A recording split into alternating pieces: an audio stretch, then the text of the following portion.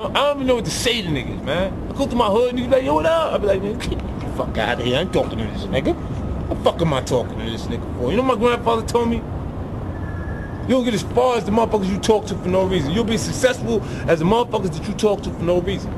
What I mean is, if you spending your day talking to a nigga that ain't got nothing going on, what the fuck kind of information can he offer you? Can he help you learn something? Can he teach you something in the conversation? Leave me the fuck alone, man. Y'all niggas... Like, I'm not a real religious person, but when your time comes, you go. I believe in fate, you know what I'm saying? So, we all here for a reason. Or then why would we be here, you know what I'm saying? There's babies that are born dead. And, you know, so they get to go from straight to heaven. They don't get a chance to sin. You know what I'm saying? So, while we here, I mean, figure out what your purpose is, what it is. If you're gonna get in the music business, who you know will put you on.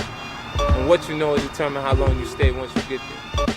And when you're willing to go as far as further than the other guy, you'll always prevail. You'll always end up on top. It's like the kid in the schoolyard that doesn't want to fight always leaves with a black eye, because as soon as the other kid identifies he doesn't want to fight, he hits him. If you can find a nigga that can tell you that I own something, find one nigga that can say, yo, that nigga 50 owe me something, or he won't call you boo-boo because he want to act like he knew me before we actually got on and shit like that. If you can find a nigga that say I owe him something, word to my mother, I'll give him whatever you say I owe him, but because I can't remember a nigga doing nothing for me, nigga. Well, see, ambition is not a learned behavior, it's a part of a person's character. So if a person is really ambitious, like, that's what I meant when I said I'm gonna get rich or die trying. But because of people's perception of me and the information that they were given, that small piece of information that I'd been shot 9 times, they thought I meant it literally. Yeah. But a person that you see as a business person and is extremely determined to make things happen, say they're gonna get rich or die trying, you say, whoa, they're serious, they're gonna really do it. Got you. You see what I mean? And I don't see a limit. Like, I don't see a limit to how far I can actually go. Greed, I think, is something you might be able to point at someone who wants, that doesn't actually want to work for it. You know, I didn't have a plan B. I said it absolutely has to work. You know, so I stayed focused and I made it happen. When I'm coming up, niggas is like, yo, who with him? Like, who he with? Me, nigga. By myself, nigga. I do what the fuck I want to do. The actual system wasn't prepared for me. You know, I thought I was ready in '97. Right. And I didn't have a major record company marketing to promote my project until 2003. Right. You know, so for that time period, I had to run on my own energy. You know, I had to convince myself that I'm gonna make it. You know, regardless of how people felt at that time. And what it does is it makes you feel like, well, it made me feel like there's gonna be points that people are gonna mistake my confidence for arrogance. Because they don't understand the process I went through and how much I had to believe in myself in order to make these things happen. I feel like you can will yourself into a good space. Like, things that are meant to happen will. And if you believe in yourself enough, you can help yourself learn. You can inspire, you know, yourself in different ways where you can actually discipline yourself. You know, to the point that you can become good enough. Like from '97, like when I started writing, it was full time. Like every day I was writing music because I had no choice. If I was gonna stop hustling, then how was I gonna provide or continue the lifestyle that I created for my son's mom, my son, and myself? And it was a time that I actually didn't have anything, because the things that I acquired when I was hustling, it kind of went away. I had to get rid of it in order to have enough to stay afloat. You know, and things don't happen when you want them to happen all the time. It happens when it's supposed to happen. When God has a plan for you to actually be successful, it'll happen for you. So you got to be persistent and consistent and work and work and work until it actually works. And that's why I was persistent enough and consistent enough to exist now. You feel what I'm saying? I'm back better than ever. On top of my game, even them country boys saying 50, we feeling your man. Capitalizing on the moment, he formed the group G-Unit with 2 friends from the neighborhood. That's Tony Yayo. That's Lloyd Banks. With a growing reputation on the street, they hit the road, selling out show after show. For the first time, 50's music was paying off. I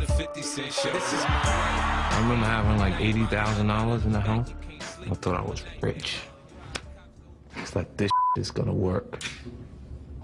I know niggas be reading 48 Laws of Power, Robert Greene. Now you gonna read the 50th law, cause I done got with Robert Greene to create the new shit for you to read, nigga.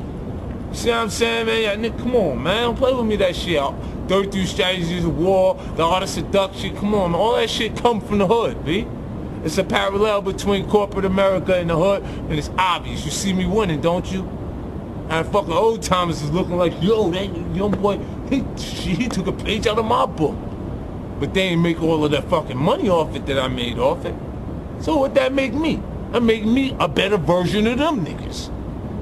The old school niggas. And when you check out Fez Magazine, Felon Magazine, and fucking Don Diva and all that shit, for real, you get ready to see a nigga just trying to reflect on the glory days. Baby, I had 10 bricks. Remember I bought you a gold watch, didn't I? I don't want to hear that shit.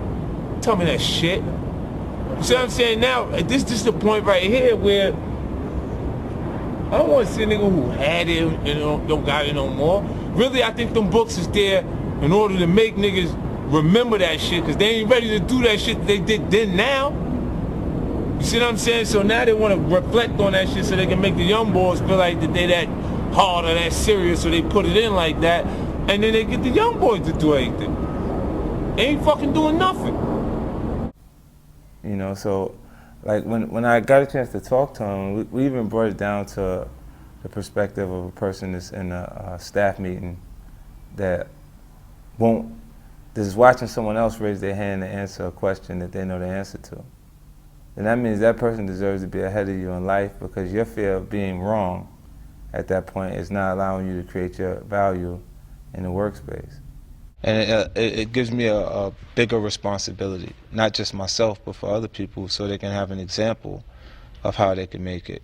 And not living in a house with both of your parents isn't an excuse for you not making it, or not having anything initially isn't an excuse to not make it. You know, for me, I don't see, at this point, I tell them good luck if they think they can make me feel like I can't do something that I set my mind on. You know, because I already come so far from where I come from that it's impossible for you to discourage me. I've never allowed my fear to limit me. I'll figure out how to get past it. I think everything else is smaller. See, when the director yells cut, none of my things go away. The big house is still there, the nice cars are there, the attractive women are there.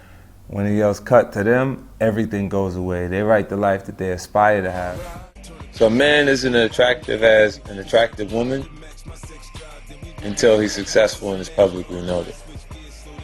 So meaning the women that's in this room turn down men as much as I do it, turn down women at this point. But until you get up here, you'll never feel what it feels like.